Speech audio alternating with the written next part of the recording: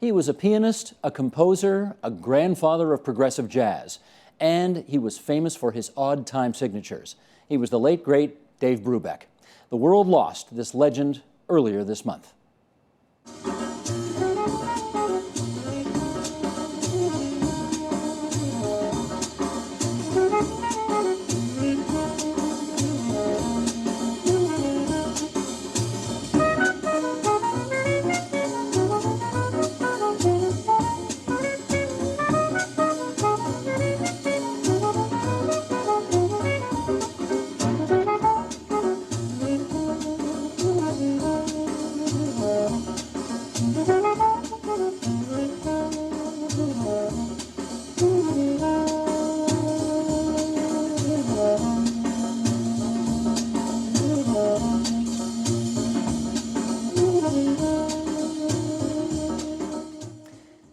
Now, to help us understand the influence on the world of jazz, here's Brad Barker, musician and radio host on Jazz FM 91.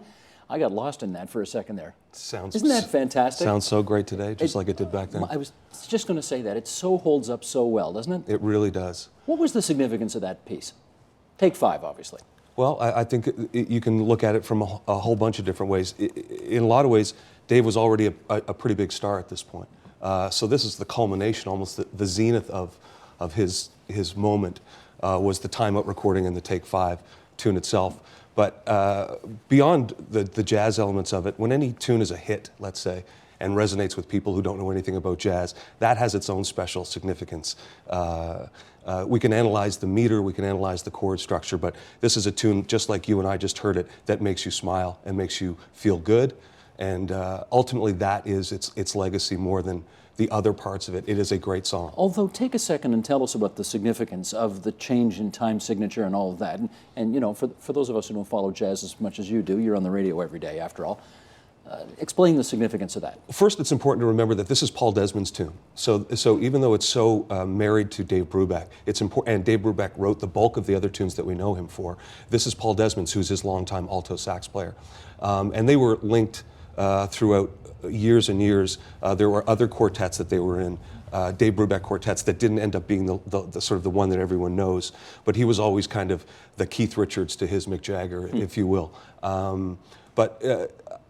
I think the significance, when you're talking in a more musical way, is that Take 5 is the meaning of it's in 5. So you count that in 5, whereas 99% of all the music we enjoy is in 4, which is it's blues-based music. So the fact that a tune that not only was this giant was also in an odd meter that people in some ways had to kind of accustomize themselves to how they hear it in a different way.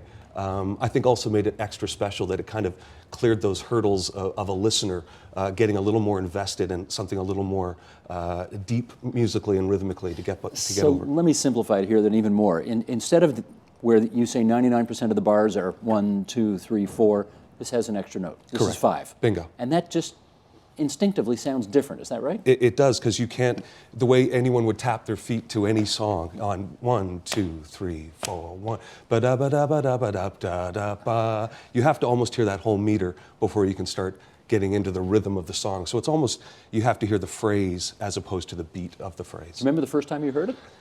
Well, for me, I was 11 or 12-year-old. I thought about this when Dave passed away, and the beauty of being that age is that you don't qualify music and classify it the same way you do when you're older. So I had my Tony Orlando and Dawn record, I had my Carpenters record, my Alice Cooper record, and there was my Dave Brubeck record under the tree. It's pretty eclectic taste you have. It was just sort of, you make these decisions when you're young. It goes in your ear and you like it or don't. You don't have the intellectual capability to kind of deconstruct what the music is. It's kind of a beautiful period, if you will, for a young person. So for me, it wasn't about musicianship. It wasn't about being able to know what his place in the world was. It was, this music sounds fresh, it sounds exciting, and I want to listen to more of it. Did he have an influence on you as a musician?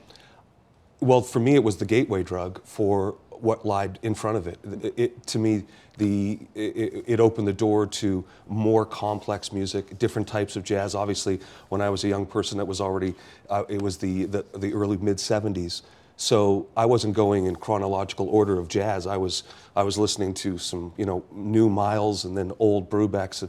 The order of this stuff had not sort of been revealed to me yet, but I knew that the way that sounded and how great it sounded and how fresh it sounded, and the fact that it was instrumental music too, was really important, because I knew that this was a whole world that was opening up that didn't have anything to do with really what was on the radio and what was popular, if you will. Right. Let's hear a little bit of him, shall we? This is him giving an interview 51 years ago. Roll tape, please. The idea was that jazz used to challenge the public and make them think in terms more advanced rhythmically than they were used to thinking in. Mm-hmm. In the 20s, it was hard to get a group of people to clap on 2 and 4, 1, 2, 3, 4. This was difficult. Well, we haven't gone much further. The public is ready for something new because everybody that listens to jazz can clap on 2 and 4. At this period, 30 years is long enough to be stuck there. So it's time that the jazz musicians take up their original role of leading the public into more adventurous rhythms. What do you think he meant by that, more adventurous rhythms? Well, I think that swing had become so prevalent, and that 2 and 4 that he spoke of was the rhythmic thread of the jazz that had come before it, that I think he was feeling that it needed to progress beyond those swing feels. And interestingly enough, he did a lot of traveling. He was a lot of U.S. diplomacy, a lot of missions that he had gone on with special bands, and the time that he was serving in the military. I think there were times that really opened up his eyes to what was going on in the world, both America's influence in the world, but also him being influenced by being on those travels. And one in particular was being in Turkey and Istanbul and hearing street musicians playing rhythms that he had never heard before, but they seemed so common to these people. It was their culture, their music, and they told him that we hear this as easily as you hear blues music. So he took these rhythms back to him, and it's really the first time that we were blending what would be world music and jazz music together, but also in a very buttoned down kind of geek way that Brubeck kind of brought to it. So it was kind of sneaky in there that the music presented as very buttoned down, but here were these world influences. So rhythmically, I think that was something that opened his eyes, and it became something that he was very, very passionate about moving forward. Polyrhythmic music that could combine the things that we knew or the things that sounded familiar and a way to bend them a bit to make them a little more interesting and to push the genre a little bit more. You talk about the international travel, and I'm trying to remember now that quote of Mort Saul's where he talked about the U.S. government sending John Foster Dulles all over the world to mess things up, and then they'll send the Brubeck Quartet in there to fix things after it's right. The Zamboni that would go in right after it. Right. He'll clean it all up afterwards. Well, can you think of any tunes off the top of your head where he might have used this different time signature? Well, obviously Take 5 to be, but Blue Rondo a la Turk is another one, and that would really be the one that we're talking about as far as these Turkish rhythms. That's in 9/8. There's an Unsquare Dance is another one, which is in 7/4. Pick Up Sticks is another one that's in 6/4.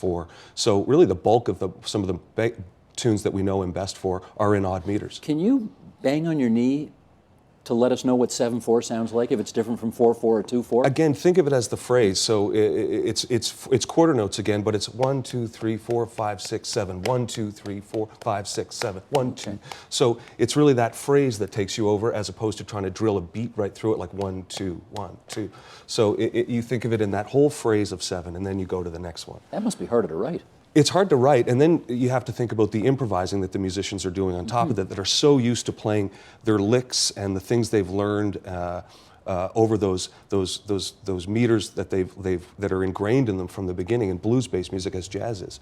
So as tricky as it is as a composer, then you open that up, you take the melody out of it, and then you're improvising over that with a drummer playing that feel, and it really challenges the musicians to sort of get outside of the things they normally would do. There's this word I saw as well in doing research for this. He improvised with polytonality.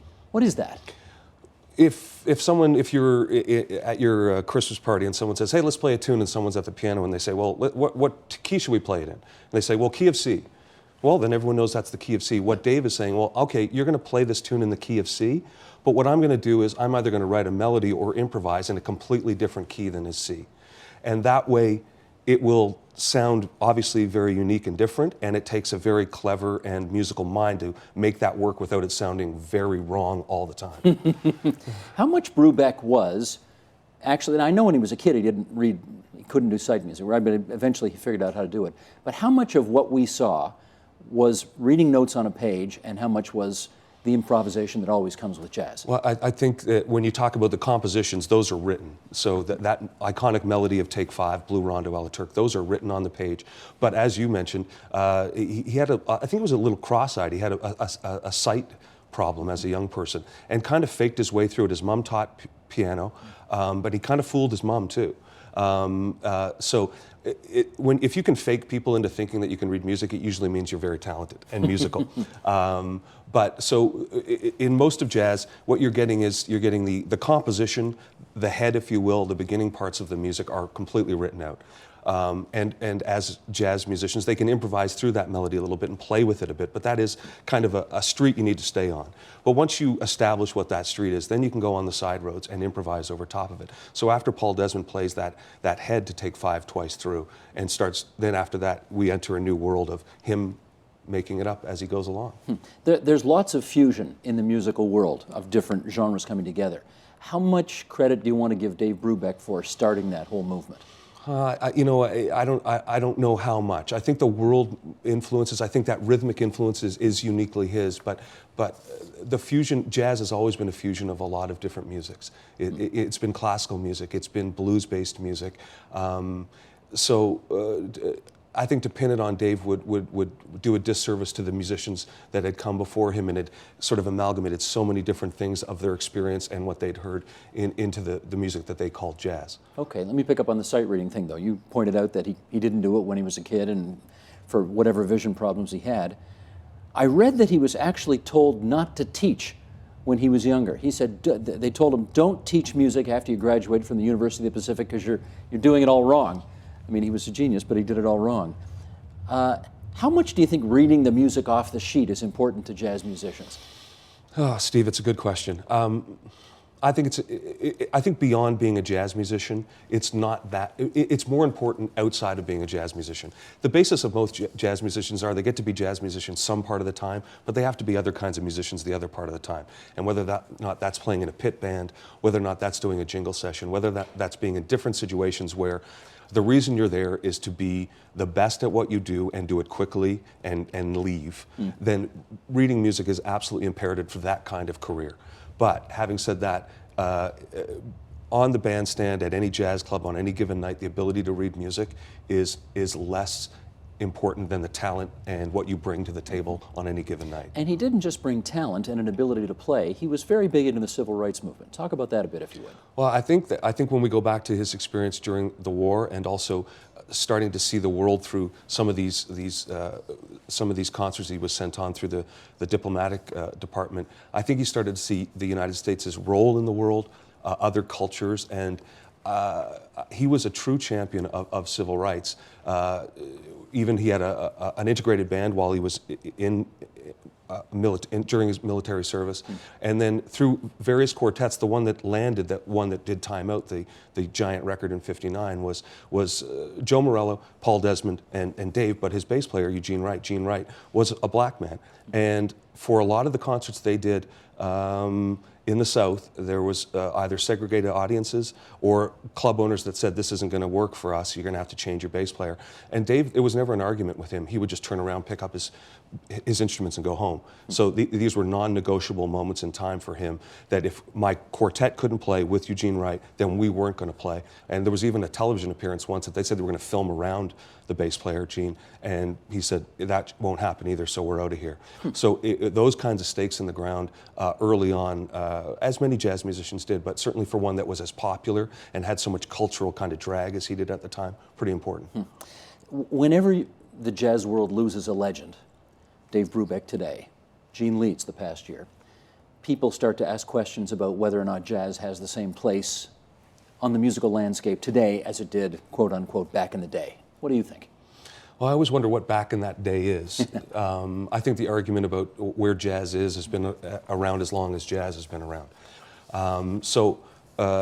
For me, as someone who I talked about discovering Time Out when I was 11 in 1970, whatever, jazz wasn't the popular music then. As long as I've been a fan and a lover of jazz, it has never been the popular music. So there was some special moments in time when Dave Brubeck was on the cover of Time magazine in '54, when Time Out went to #1 in '59 and sold 1 million copies.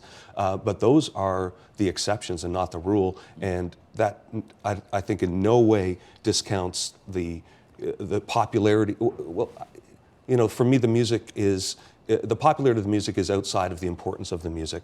I think of it now, Steve, as a way that the music business in general and music of all genres has been niched out in a very unique way in 2012.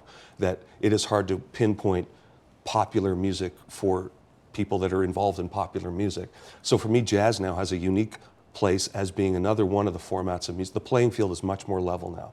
So for me, it's not so much about the death of jazz in any way. It's about it now takes its place alongside the entire musical spectrum that everyone now dips into in a very unique way. But just finally, who do you see out there today who is sort of challenging the conventional wisdom around jazz the way that Dave Brubeck would have done half a century ago? I think you have to also put Dave as being very popular and doing that combination of things, because there are a lot of people that are doing some very wild things, but do not have near the popularity that Dave did. But I would look to someone like Esperanza Spalding, the great bass player, vocalist, and composer who broke a couple of years ago.